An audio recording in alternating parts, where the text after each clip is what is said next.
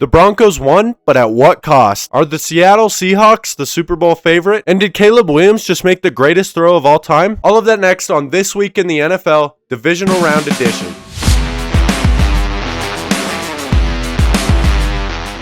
The first game to talk about is the Broncos and the Bills, and the Broncos were able to win and punch their ticket to the AFC Championship by hitting a game-winning field goal in overtime to make the score 33-30. There's a bit of controversy with this game, and obviously I'm a Broncos fan, as you can see. So I'm going to talk about the controversy first before I get to the game, and then before I get to the after the game things, which we're not going to talk a lot about. We're going to talk about that in a different video anyway. The controversy is mainly about the last couple drives in overtime. First of all, the interception that was clearly an interception. Brandon Cooks had the ball for a moment, but he couldn't survive the ground, and Jaquan McMillan was able to rip the ball away and get an interception. It was an amazing play, and a lot of Bills fans think that it wasn't an interception, but you have to survive the process of the catch through the ground. They did not do that. It was a pretty obvious interception if you know football. I mean, everybody believes that that was an interception if you know football. The only people who don't are the ones who wanted to win that football game, and you can make context clues and tell me who that was. And then on the pass interference calls, the first pass interference call that everybody's crying about is the Courtland Sutton one, which it doesn't matter because there was roughing the passer on that play anyway, so it wouldn't have mattered if they called that or didn't call that. There was roughing the passer, and the roughing the passer was a very, very obvious roughing the passer call. And on the second one, Tre'Davious White literally tried to tackle Marvin Mims before the ball got there, so I don't know what we're really mad about. In my opinion, there's no real controversy about this game. I think Denver just was able to win this game in the end. The Bills shot themselves in the foot with these penalties, and with having 5 turnovers in this game, 4 by Josh Allen, and the biggest miscue being right before halftime, Josh Allen being absolutely careless with the football, running with it with one arm, and Nick Bonito coming by and knocking the ball out, and Denver was able to recover the ball in field goal position and get 3 points before halftime. That's the difference in the football game. Denver won the game 33-30, and if it weren't for that fumble, there's a real good chance that the Denver Broncos aren't able to win this football game. And we'll talk about more about the Bills and their offseason and Sean McDermott actually getting fired today. Before the playoffs started, I did say that I think that Josh Allen is getting a little too much pressure put on him because his team isn't good, but the team did plenty. The team did enough to win them this football game today. Josh Allen underperformed, turned the ball over 4 times, and 2 of those were bad turnovers. One of them was one of the worst turnovers of all time, which is the one we talked about. The second one was an interception that he just lollipopped in the air, and PJ Locke was able to run under the football and intercept it, and he made a good play on it, and it was just a bad play by Josh Allen. Then the other 2, obviously, was the ripped away interception, which there's really nothing that Josh Allen can do.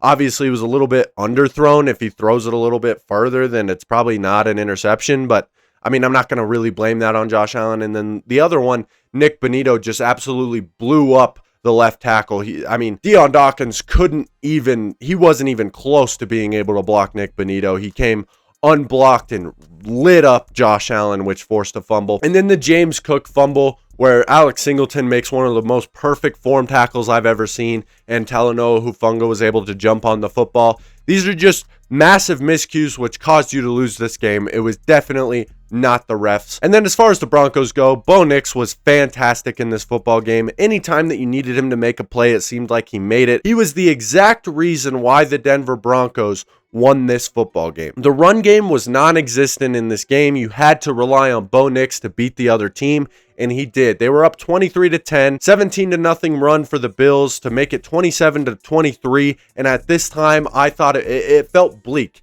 It felt like the Broncos were definitely going to lose this football game. Then Bo Nix, it's just the clutch gene in him is ridiculous. Whenever it gets to a moment where he has to make a play, like 3rd and long, I don't think I'll ever be worried. I don't think I can be worried about a 3rd and long in the 4th quarter because I don't think Bo Nix has ever not converted in that situation. 3rd and long every single time. It's like clockwork. Bo Nix is going to complete a pass. He's going to get the first down almost every single time. It's just so fun to watch. And he did. 3rd and 11, throws a strike to Courtland Sutton, and then just a beautiful throw to Marvin Mims in the front corner of the end zone to score a touchdown, to take the lead, and they would eventually go to overtime. But to force Josh Allen to have to get a game-winning or game-tying drive was just absolutely clutch from Bo Nix, and he has that it factor, and I'm so sad that we're not going to have him for the next games, obviously. But this team is so young. We have so much to look forward to, and whenever we do get eliminated from the playoffs, I'll talk more about our offseason and things like that. I think Jarrett Stidham can just focus on not turning the ball over against the Patriots because he has such a good offensive line. Just stay calm in the pocket, make good decisions, and don't turn the ball over, and we really do have a chance at winning this game because our defense is going to be able to turn over Drake May. We turned over Josh Allen and the Bills 5 times, and we're not going to have to go against a team that good. The Bills right now are a much better matchup than the Patriots are. The Bills are just so much bigger than Denver in the trenches. They're so much heavier, and it's so much harder for Denver to stop that. But against the Patriots, Denver's not going to have to deal with that. So this defense, I think, is going to be a lot better.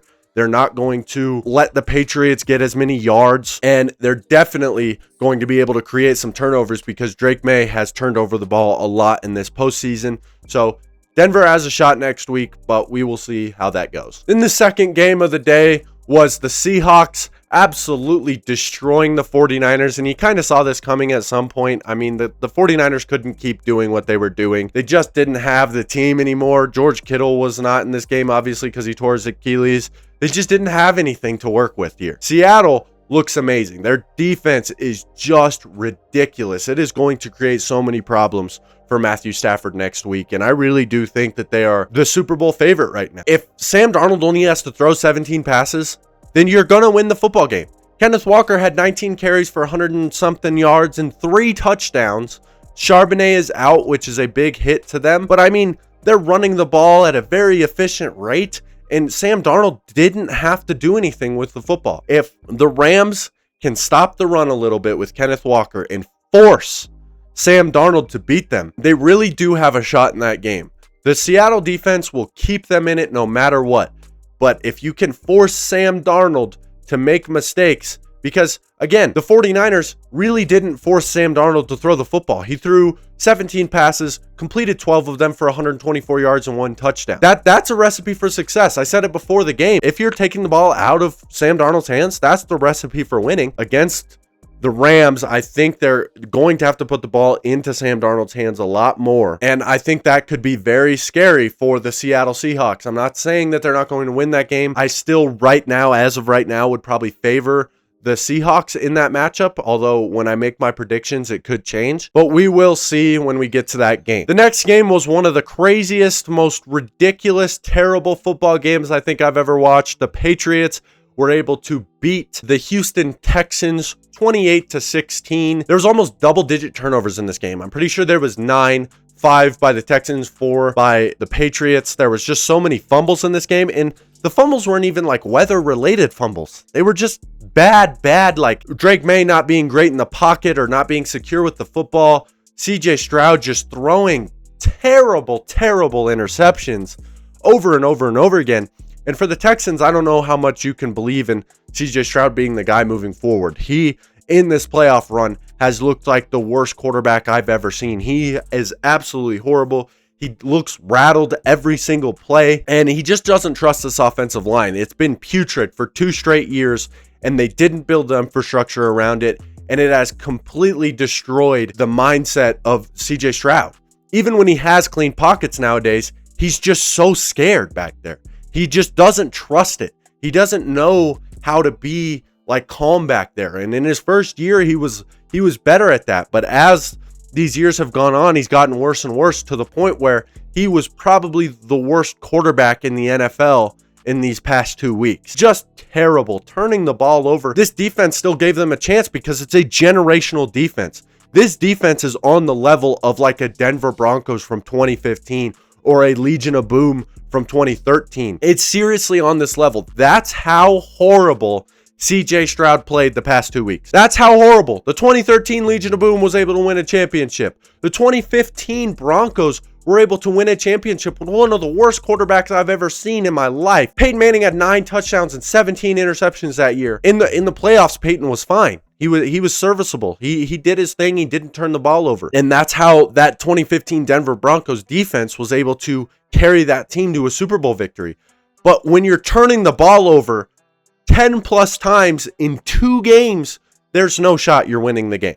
There is no shot that you're going to be able to win a championship. And going in, you thought if this team is going to miss the AFC championship game, it is going to have to be because CJ Stroud and this offense was so unbelievably horrible that the defense couldn't overcome it. That's exactly what happened. For the Patriots right now, it looks okay. Like, they're not beating the easy schedule allegations, you know. Obviously, first game of the playoffs after having the easiest schedule in the last 20 years was against a team with probably the worst offensive line I've ever seen and the worst quarterback performance I've ever seen out of Justin Herbert and the Chargers offensive line. And then you go into a Texans game and get virtually the exact same performance from that offense. CJ Stroud looked arguably worse than Justin Herbert. This offensive line was not good. I mean, the Texans were arguably worse than the Chargers were offensively, and they still found a way to score 16 points. And now they have to go up against Jarrett Stidham in the AFC Championship game, which I don't think is going to be a cakewalk for them. They're still going up against a good defense. I don't think we're going to see Jarrett Stidham play as bad as CJ Stroud and Justin Herbert did. He very well could because he's a backup quarterback and hasn't played in 2 seasons. But the offensive line of Denver is amazing. It's one of the best, if not the best unit in football right now. He's not playing behind a Texans or a Chargers offensive line, so that raises major questions for the Patriots going into this game.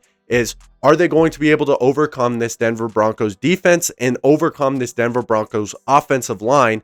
And Denver gets back J.K. Dobbins. Are they going to be able to stop this run game the same way they've been able to stop the Chargers and the Texans run game? Both things, I just don't think that that's going to be able to happen. This is a bad matchup for the Patriots. If Bo Nix was playing in this game, I so easily pick Denver. Like, I believe Denver wins that game very, very easily. They play down to their competition usually, so it probably would still be a close game.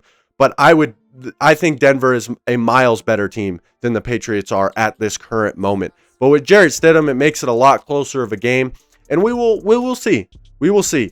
But what I know that Denver doesn't have is as clutch of a factor as Bo Nix is anymore. Jarrett Stidham, when it comes down to like the fourth quarter moments that it's probably going to come down to in that game, I think that's where the Patriots start to have their upper hand because they have Drake May at quarterback. And now the last game of divisional round weekend was the Rams and the Bears. What a season for the Bears. The Rams were able to win this game 20-17 in overtime. And again, what a season for the Bears. After winning only 4 games last year, they came into this season and were just so much better on so many levels. Caleb Williams took a massive leap. And I just want to talk about Caleb Williams on that last throw for a second.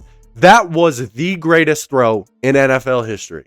I genuinely believe there is not a throw better than that one. He backed up to his 40-yard line, getting pushed backwards, fading away, throws the ball, 4th down, 20 seconds on the clock. You need a touchdown to win, and he launches it off his back foot 50 air yards in the air for Cole Kmet in the end zone. How is that even possible? How do you make that throw in that situation? All the glaze in the world needs to go to that throw because I genuinely believe that might be the most difficult throw that anyone has ever seen ever. I mean, holy crap, how difficult that was. But good job for the Rams. I mean, Matthew Stafford was really good in this game, and he had some, especially in that overtime drive for them to get down the field and win the game. He had some just fantastic throws. Like one of them, I don't remember what down it was, but it was a sideline throw to Davante Adams, which was a fantastic catch by Davante Adams, but it was one of the best throws of the day as well. The Rams are built to be able to go toe-to-toe with the Seattle Seahawks, and that game might be the Super Bowl next week since Jarrett Stidham is playing for the Broncos, and I don't trust the Patriots to beat either of these teams. Next week might very well be the Super Bowl for the NFL. Like, I don't know if I trust either of the teams on the AFC side to beat either of these teams, because the Rams are just they're solid defensively, and obviously they have one of the best offensive infrastructures in football, and they have the possible MVP on their team and one of the best offensive minds in football with Sean McVay. They're in a really good position to go toe-to-toe with the Seattle Seahawks, and this was a really good win for them. I don't have much more to say about this game. Great win for the Rams, and they are headed to the NFC Championship game. That'll do it for this week in the NFL Divisional Round Edition. I hope you enjoyed this video. If you did, please leave a like and subscribe to the channel. I'll be posting more later this week, and I will see you guys in the next video.